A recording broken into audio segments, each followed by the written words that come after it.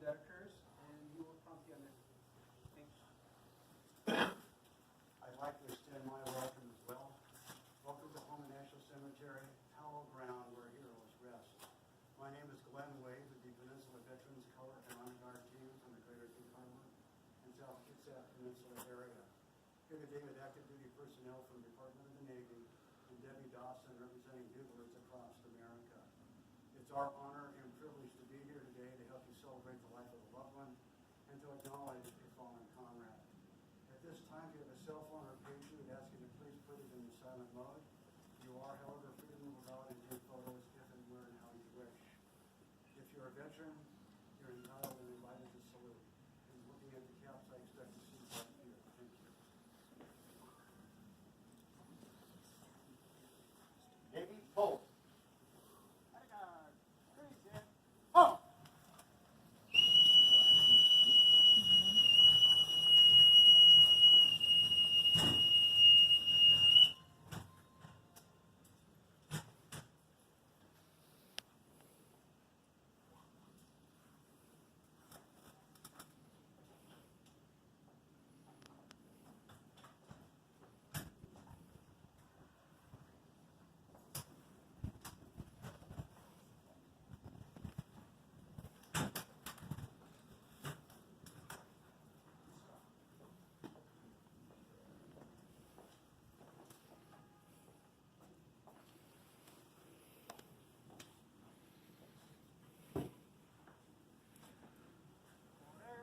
Oh!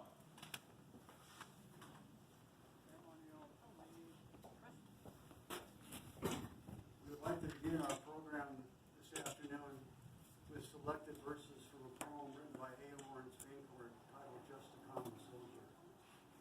The soldier was getting old and his hair was falling fast, and he sat around telling stories of the past. Of the war he fought, the deeds he had done, his exploits with his buddies. They were heroes, every one. And though sometimes his tales became a joke, his buddies listened, for they knew of what he spoke. But we'll hear those tales no more, for he has passed away, and the world's a little poor, for a soldier died today. He won't be missed by many, just his children in a life. They lived an uneventful and ordinary life, held a job, raised a family, quietly going his own way. The world won't note his passing, though a soldier died today. We gave him honor when he could hear the praise. Now we give him homage at the ending of his days. Perhaps a simple headline in a paper that would say, "Our country is in mourning, for a soldier died today." We're here today to remember the life of Grady John Brooks, gunner's mate, petty officer, 3rd class, United States Navy, Vietnam. When the call of our country was heard, Grady answered, "Self was forgotten for the cause of a greater good." And he answered that call in abiding faith in his God, his country, and his flag. When Grady entered the Navy, he basically signed over to them a blank check. That check allowed the Navy to use him if, where, and how they saw fit, up to and including his life. Because of his commitment and his honor, the red of our flag is redder still by his heroism. The white more pure by the motives that impelled him, and the blue banner glorified by his duty and service to protect the American ideals. Please join our chaplain in prayer.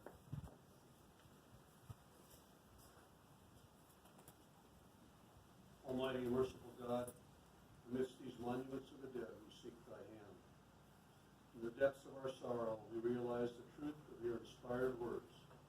I am the resurrection and the life, and he who believeth in me, though he were dead, yet shall he live. As our comrades depart, and we march on with our ranks diminishing, help us to be faithful unto thee and to one another. We ask you to look with mercy and kindness upon those assembled here, and with thine tenderness, console and comfort those bereaved by the hand of death. Heavenly Father, bless those assembled here today, and bless our nation with peace, freedom, and righteousness. May we all meet at last before thy throne of grace in heaven, and may thy great name be praised forever and ever.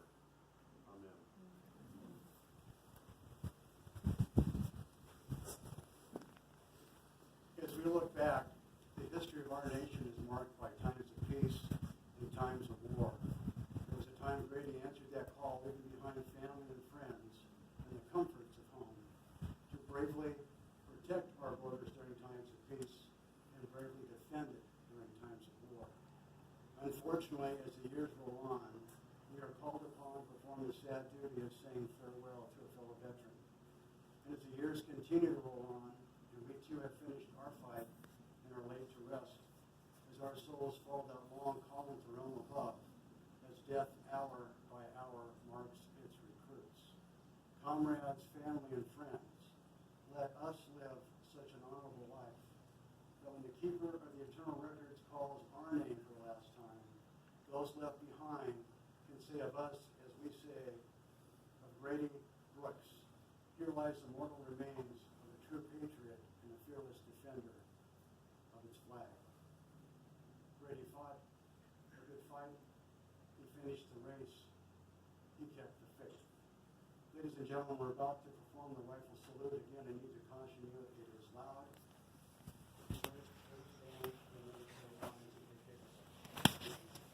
Thank you. Folks.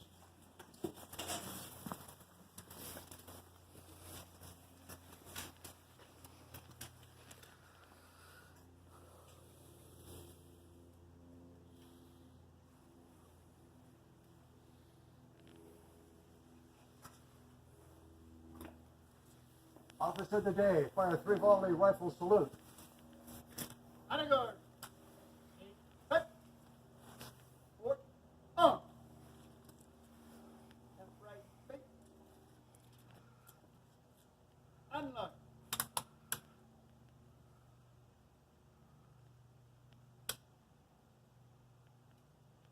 Aim. Fire. Aim. Fire. Aim. Fire. Left, straight. Freeze and on.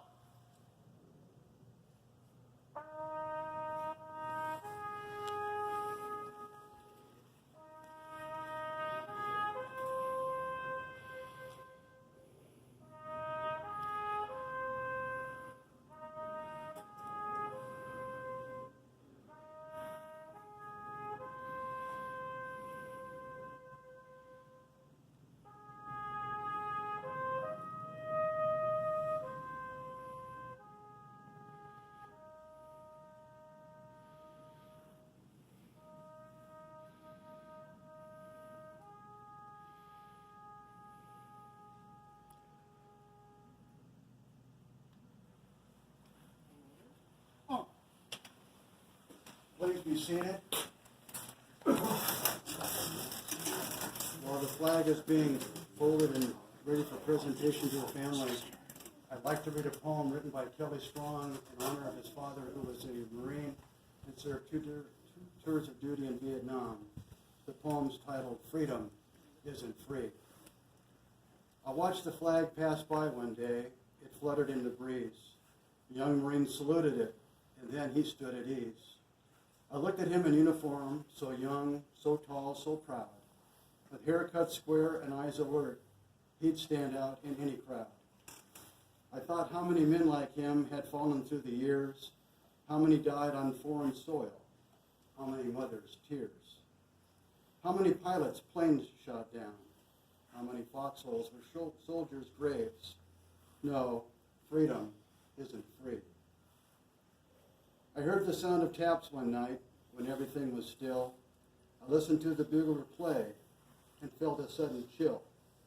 I wondered just how many times that taps had meant amen when the flag had draped a coffin of a brother or a friend. I thought of all the children, of the mothers and the wives, of fathers, sons, and husbands with interrupted lives. I thought about a graveyard at the bottom of the sea, of unmarked graves in Arlington. No, freedom isn't free.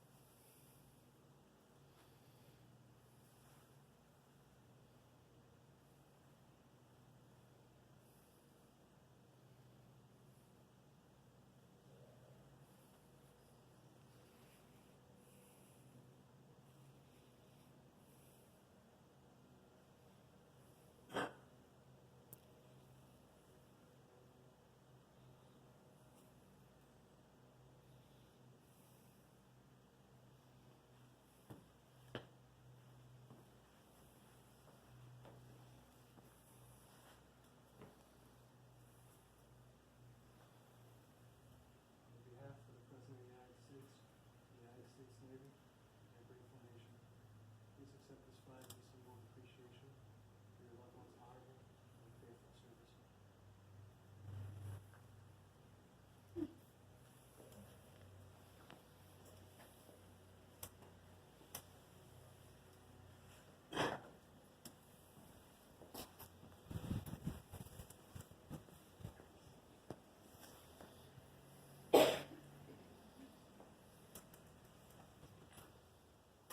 This is the grave's registration information from the Tacoma National Cemetery and has its final plot and directions on how to get there. On behalf of the community of veterans, please accept our deepest sympathy for their loss.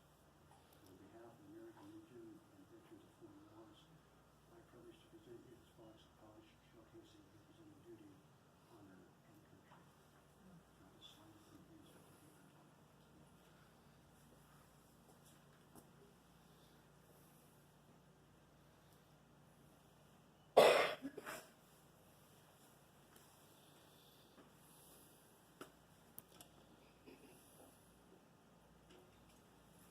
It is common practice in most military units to conduct a daily roll call.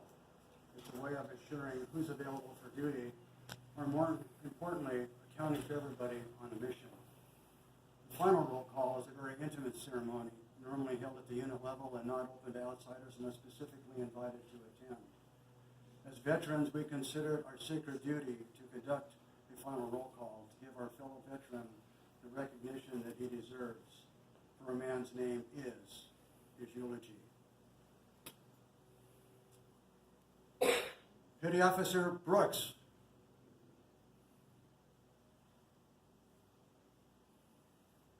Petty Officer Grady Brooks. Gunner's Mate, Petty Officer 3rd Class, Grady John Brooks. Petty Officer Brooks has not responded to the call of duty. The commander will strike his name from the roster. Did you hear the sad news today? Another veteran has passed away. Called by the Supreme Commander overall, today marks his final roll call. These final honors we render so sadly as the flag is folded and presented to the family. But with pride and honor, we will stand tall, and we will salute Old Glory until we make our final roll call. Navy Post, retire our comrade.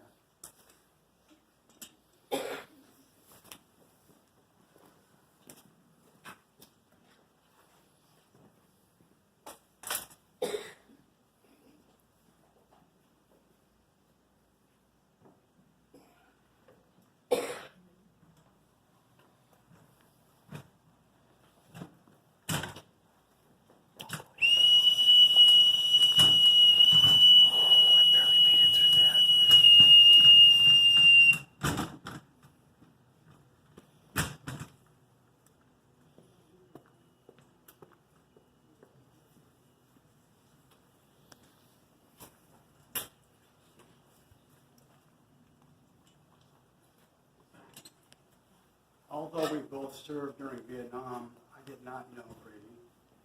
Because like most of us, he came from humble beginnings. He possessed courage, determination, dedication to duty, integrity, pride, and selflessness, all the qualities necessary to accomplish a task larger than oneself. And it isn't likely that he asked to be sent off to a foreign battlefield, and he didn't join the Navy because he liked to fight. He was called to be a part of something much larger than himself, an ordinary person who responded in extraordinary ways in extreme times. And he answered that call to help protect the nation which has given us so much. And your being here today is a way of saying, we remember. We remember, whether it be the islands of the Pacific, the beaches of Normandy, the Korean Peninsula, the hazy jungles of Vietnam, the sands of Iraq, the mountains of Afghanistan, or somewhere in between. We remember, honor, and give thanks to Grady for all that he has done for us and for our country. But please don't consider this the final farewell. The home of National Cemetery is a national treasure, something that belongs to all of us, something we all can share. Take the time to contemplate what this place truly represents. So as you leave, be it today or sometime in the future, come back, visit your loved one, reminisce about the good times and the bad, perhaps even shed a tear. But as you do so, take with you a heartfelt thankfulness for what all the veterans have done here and what they've done for our country, and know that your loved one is in good company. Ladies and gentlemen, this concludes our Military Honors Program. On behalf of the staff at the Home and National Cemetery, the Peninsula Veterans, active duty personnel from the Department of the Navy, and Debbie Dawson, thank you for allowing us to be part of the service today. God bless you and your families. God bless our troops. God bless America, and please drive home safely. Thank you.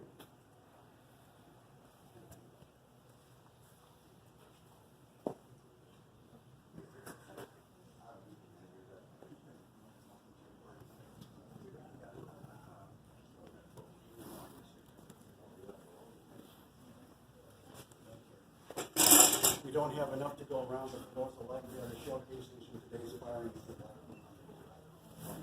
President John F. Kennedy, addressing the United States Naval Academy in 1963, said, "Any man who may be asked in this century what he did to make his life worthwhile, I think can respond with a good deal of pride and satisfaction.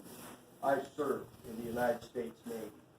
Please do not think that your home is a sad place. It's a place of honor. Your loved one now rests with fellow heroes. The home is open most days of the year for you to visit, and there's special ceremonies on Memorial Day and Veterans Day. God bless you and have a good day.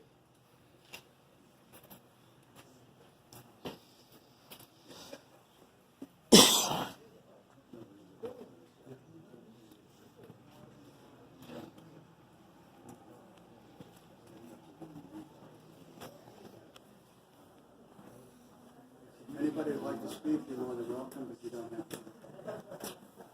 Again, showcasings are available if anybody would like.